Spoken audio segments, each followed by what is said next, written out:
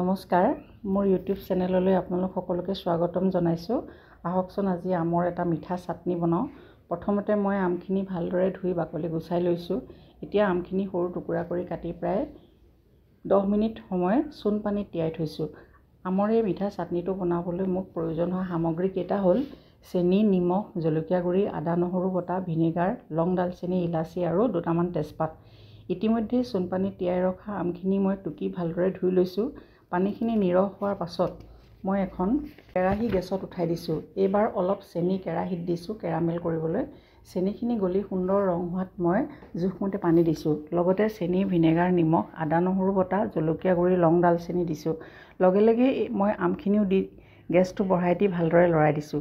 এইদৰে মাজে মাজে লৰাই থাকি এটা সময়ত চেনিৰ পানীখিনি শুকাই যোৱাত গেছটো ল' ফ্লেমত দিছোঁ। এটা কথা মন কৰিব যাতে চেনিখিনি পাগ উঠি নাযায়। তেতিয়া চাটনিখিনি খাবলৈ বেয়া নালাগে। শুকাই যোৱা আগতে গেছটো অফ কৰি দিছোঁ। এই চাটনিটো আপোনালোকে বছৰ জুৰি সংৰক্ষণ কৰিব পাৰে। পোলাও, ৰুটি, লুচি, পৰঠা সকলোৰে লগতে খাব পৰা এইটো বৰ সুন্দৰ মিঠা চাটনি। মই মোৰ মা আৰু জেঠাইৰ পৰা শিকা। আপোনালোকেও বনাই খাই চাবচোন। ধন্যবাদ।